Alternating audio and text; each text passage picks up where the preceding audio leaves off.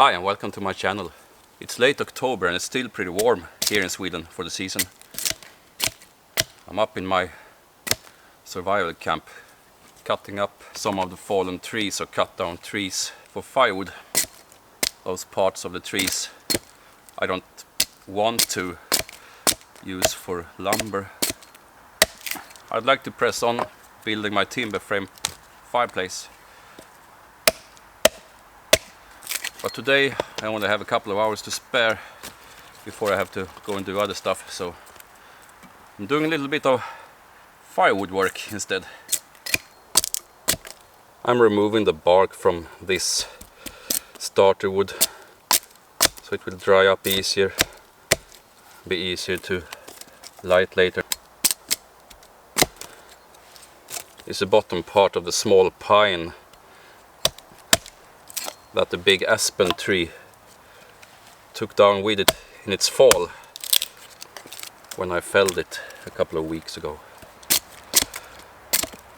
And it's not usable for much else than firewood, since it cracked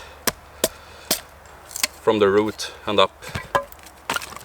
But pine is great starter wood,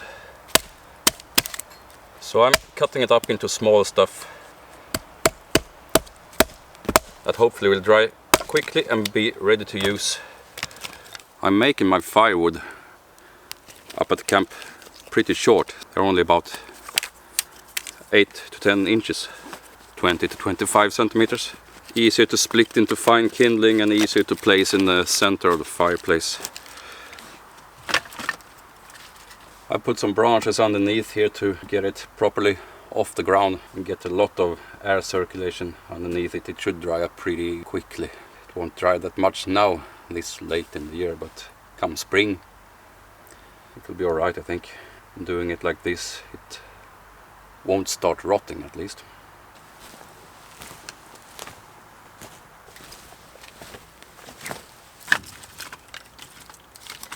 Pretty often this is everything I need for making some coffee or cooking a light meal up here. Pine burns quickly and hot, burns out quickly too, but if you have a lot of it you can just keep adding on to the fire.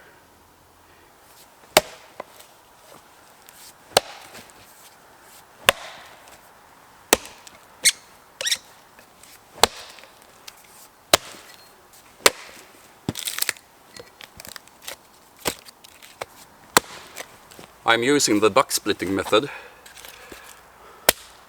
As you may know, if you've been to my channel before, it's my favorite method of cutting firewood, right off the trunk.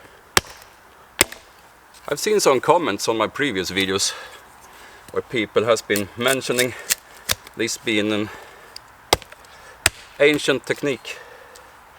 I actually don't know how old it is, so if you have any information of that sort, I'd be very happy if you would like to convey that.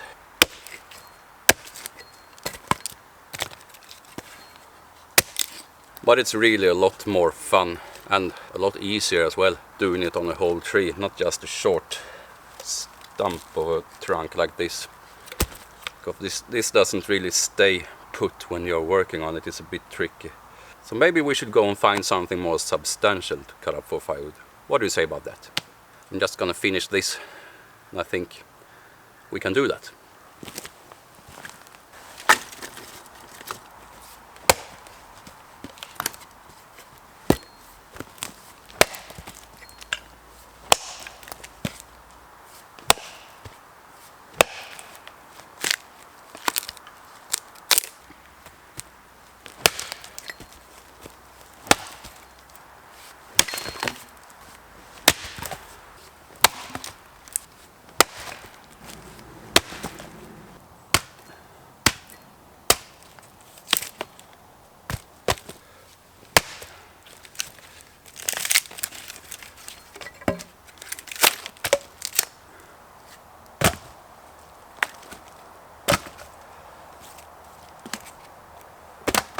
Sometimes I just find it easier with logs like that to split them a bit longer in the end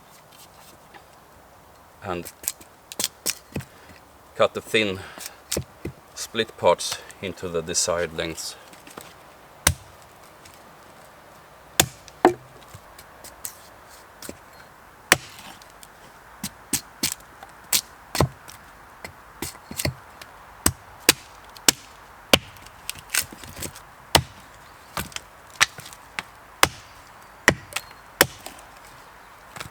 I'm using the same method I described in one of my earlier videos, where I ranted about unsafe ways to split kindling and firewood out in the woods.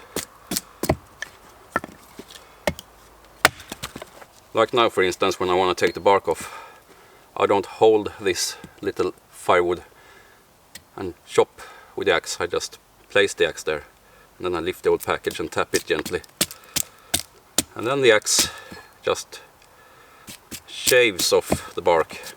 And it's the same if you want split kindling. You don't go ahead and cut like that. It's very easy to cut you on the hand or fingers. Just rest the axe on the piece of firewood, lift the whole package and tap it until the axe bites into the wood. Then you can remove your other hand and let the axe do the work. Nice and safe. Or place the firewood like that, horizontally on the stump or on the log or whatever you have. You can, if you are a little bit more experienced, cut down with the axe in front of your hand. If you're not comfortable with that, just rest the axe on the firewood, lift the whole thing, take your hand away when it comes down. Easy and safe. Rest the axe, lift it, and when it hits the stump, let go with the other hand. Nice and safe. Not all of these tricks are 100% safe for beginners, but I'm so fed up with YouTube advice that only cater to beginners. Quite a few of us have been out in the woods cutting firewood, making fires for some time now, and we don't have to use our tools as if it's the first time we handle them. We can actually progress a little bit. And that being said, you should never overestimate your skills. There's nothing wrong with being a beginner or being someone who's not really using axes that much. Then you shouldn't try to use the more advanced techniques. Of course you shouldn't. That would just be stupid.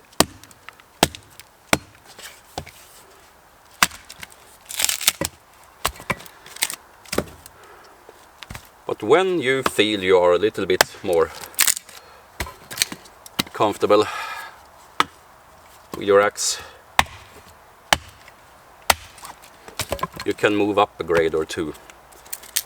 And just in case, because you never know, right?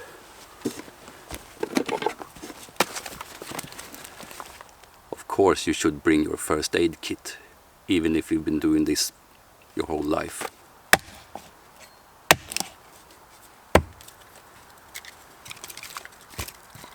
And just don't get sloppy. Be aware of what your axe is doing and where your fingers are. I mean, I'm a craftsman. I'm also a musician. I play the guitar, among other instruments. I can't afford to lose even one of my fingers. You know, I'm always very aware of what my tools are doing, how I handle them, and where my hands are, so I don't get in the way of them.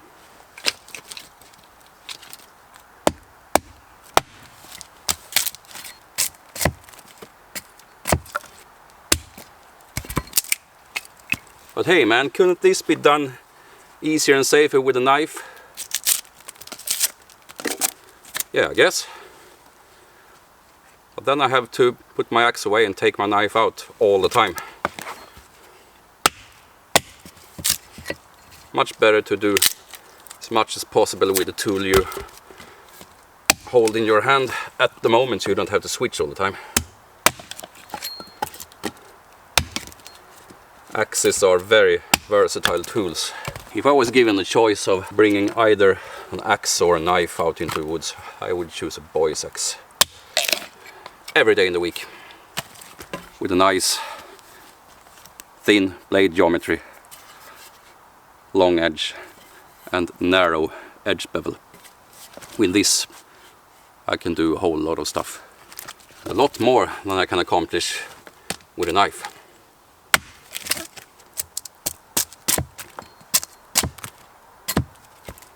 It's important to keep the axe as sharp as you would keep your knife, I think. Or close to it anyway.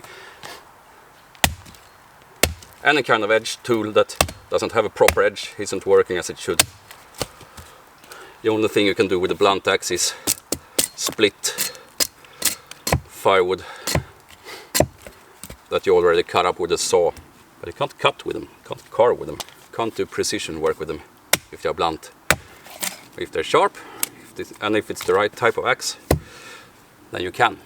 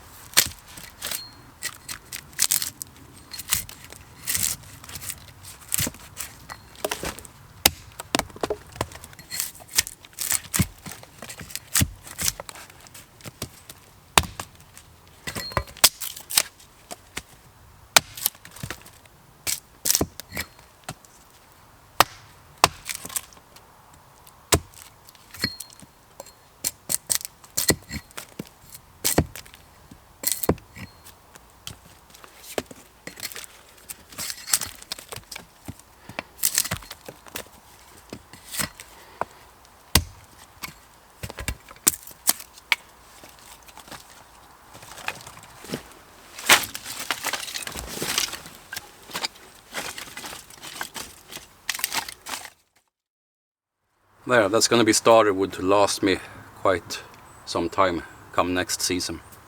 This video really turned out to be some sort of ranting video about how to and how not to cut kindling and firewood and axes versus knives. I do have a few strong opinions on those topics, as you might have seen in other videos. But what I'm generally after when I talk about these things is that people shouldn't be afraid to progress, to evolve, to better their skills. And I think it's a shame when you see all those bushcrafty types of channels that recommend beginner techniques and they really don't demonstrate any progression up from that. I mean, experienced people of whom I watch from time to time their channels and enjoy, that do this fiddly thing that I was demonstrating in my last firewood rant video, where they balance one piece of firewood with another stick in order to split it, which is, I don't know, maybe it's a bit safer for kids that have never held an axe before, so they don't get their fingers in the way. But when you are an adult with normal motor skills and a normally functioning brain, you can move past that. You can actually start using better and more efficient techniques and use your tool in a more controlled and more seasoned and safer way, you know. That's what I'm after when I talk about these things. Everybody needs to start from the bottom with the simple stuff, but then there is a scale that you can travel up and learn more and more things, you know, become more and more aware of stuff, more and more capable and self-sufficient, and that makes you do stuff more efficiently, more safely, and it makes you feel better about yourself when you are mastering better and better techniques. You don't always have to stay at kindergarten level. You can actually grow and become a seasoned wielder of tools. Anyway, that's about what I had to say about that for the moment. I'll probably get back to it in another video or two. If you think I'm missing some points here, please tell me in the comments and I'll get back to that in another video. But now, let's go find a slightly larger tree to do some bucksplitting. So, for you who haven't seen it before, or haven't tried it before, or just want to see more of it, if you've been to my channel before, you can get a little bit of that as well. Right, let's go. Here's a slightly larger tree, known from my previous videos. It's a spruce that came down when I felled the aspen tree. And it had some really bad rot from the root and up through the trunk, so I don't want to use it for lumber. But I want to leave the bottom part of it as it is, because I improvised a hewing trestle of sorts from that, which is very handy when I keep working with the aspen, making planks and shingles. Well, it was pretty tall, like 50 or 60 feet, I guess. So there's a lot of firewood to be harvested up from the top of it. And that's very convenient, using the bucksplitting technique for. So let's go up there and do a little bit of that, shall we?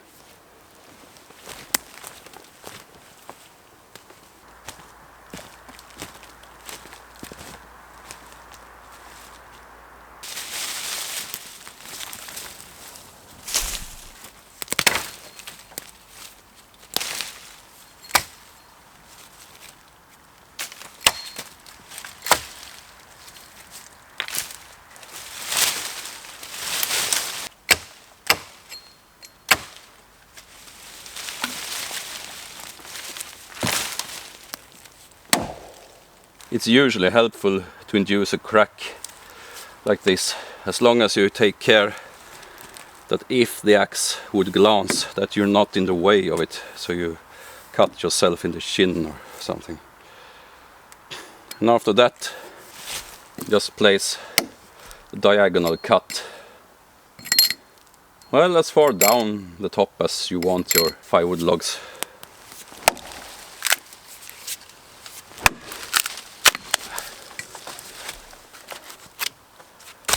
One more crack, perhaps.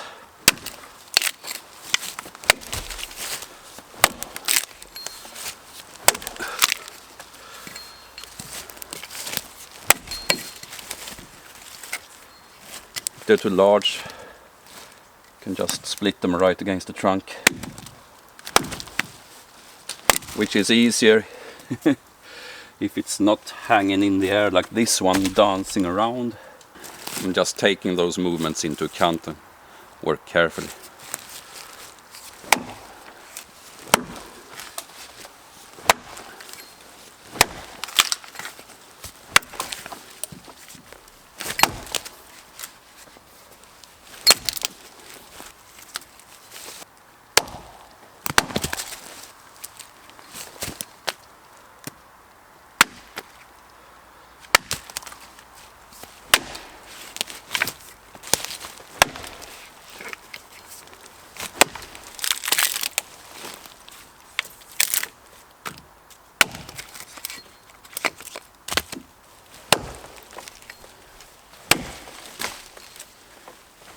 This upward cut, or hockey stick cut, or golfing cut, or whatever you want to call it, it's a bit harder to learn.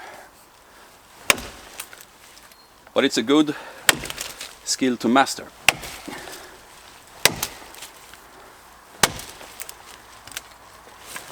Because you can't always cut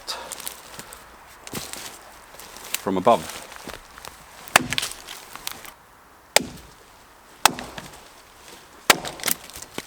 It's also a lot more dangerous than cutting from above.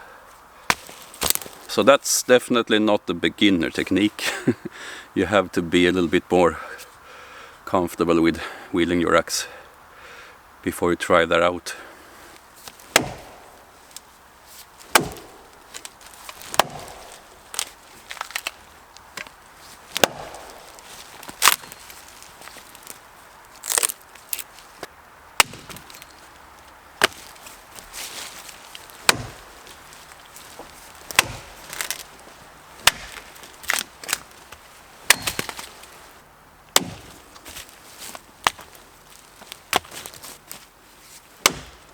You can start a crack from two directions if you want. See if I... It's a bit tricky now because of how the angle of the last cut runs, but I'll try and cut here. Now I have two induced cracks that meet in a cross formation. If you're successful with that, that means you don't have to split afterwards. You will split off smaller bits right off the trunk.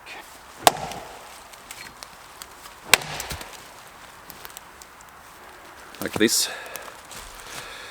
There's one crack here and another crack here. So that's already split really. Here's the other one. It also have two planes because of the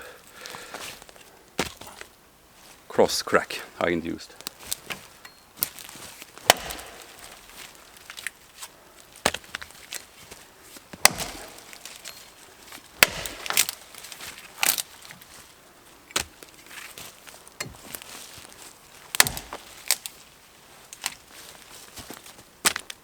Useful technique, I think.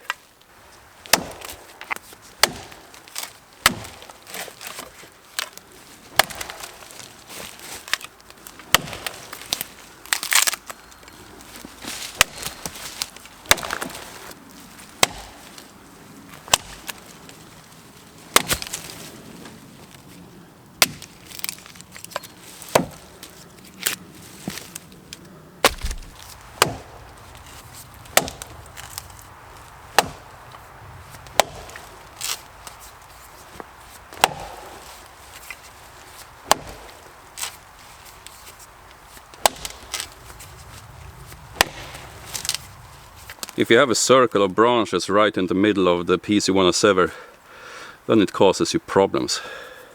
And it's here, and also one up here for some reason. They usually come in a circle. Then the firewood pieces won't just jump off the trunk.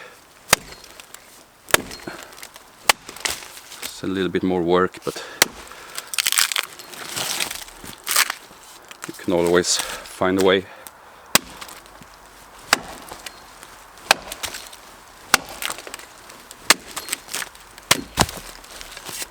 That's just something you have to cope with if you're cutting up spruce for firewood. They are full of small branches, especially at the top. Some of them all the way down to the root. Depends on how they've been growing. Usually I don't bucksplit much spruce for firewood, but this one is laying right on the edge of my camp, across one of my paths leading out of here, so I need to clear the way anyway, so might just cut it up for firewood. It's either that or building material. I don't want to use this because of the rot.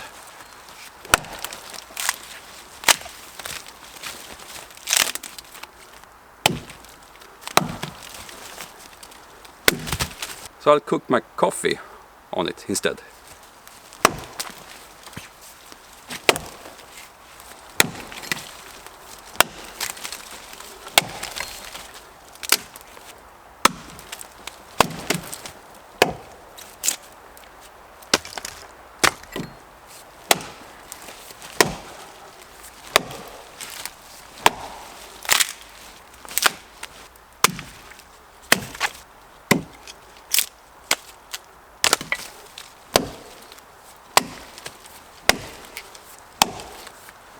Sometimes I do a little bit of V-notching.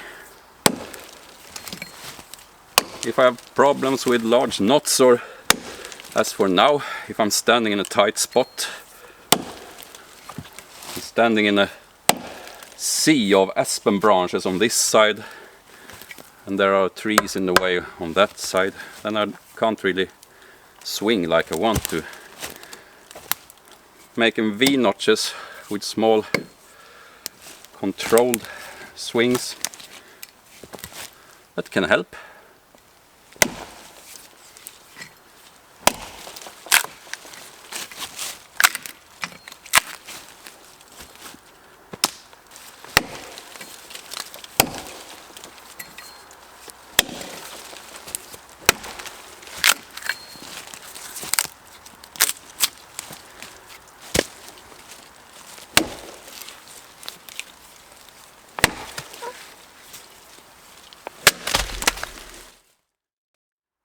Seems to be more common bucking the logs first and splitting them afterwards. Then you have to make V-notches all the way into the pith from both sides. And the larger diameter logs you are bucking, the more chips you waste in that process. And when you do buck splitting, as I've done now, not on a very large tree of course, but even so, I have very little waste here on the ground. There's some sort of large bits, but that's down to my inaccuracy. Has nothing to do with the method creating those big chips. It sort of leaves these small things. Not a lot of them either. So that's something I think is a good thing with the buck splitting technique. But I mainly do it because I enjoy it and I think it is efficient.